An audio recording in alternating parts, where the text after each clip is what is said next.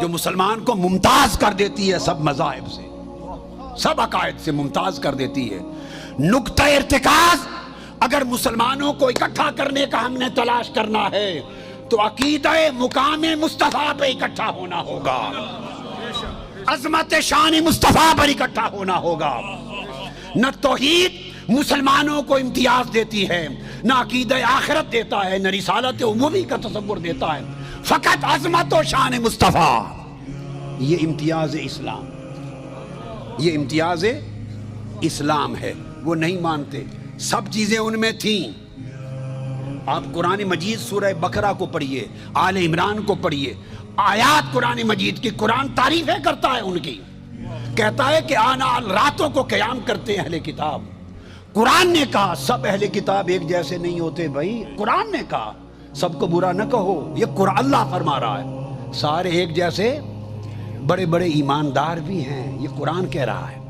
سنتے آئیے ذرا، قرآن کہتا ہے سب ایک جیسے نہیں، راتوں کو اٹھ کر قیام کرنے والے بھی ہیں۔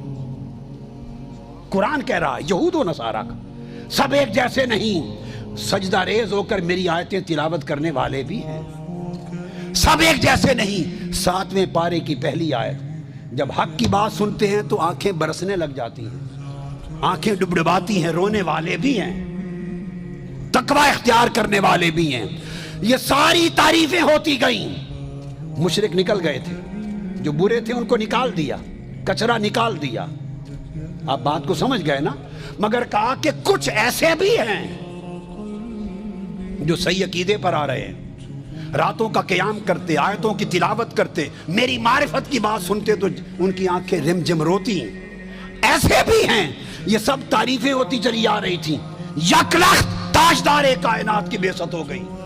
یہ ساری تعریفوں والوں کو کہا میرے محبوب کو مانو، جنہوں نے نہیں مانا ان کے سجدے بھی گئے، ان کے قیام لیل بھی گئے، ان کو خدا کا نام سن کر ان کا رونا بھی گیا، امانت و دیانت بھی گئی، تقوی بھی گیا، خوف خدا بھی گیا۔ کہا یہ سب کچھ میرے لیے تھا، میں سب کچھ رد کرتا ہوں، جس کے لیے میں ہوں تم اس کو نہیں مانو،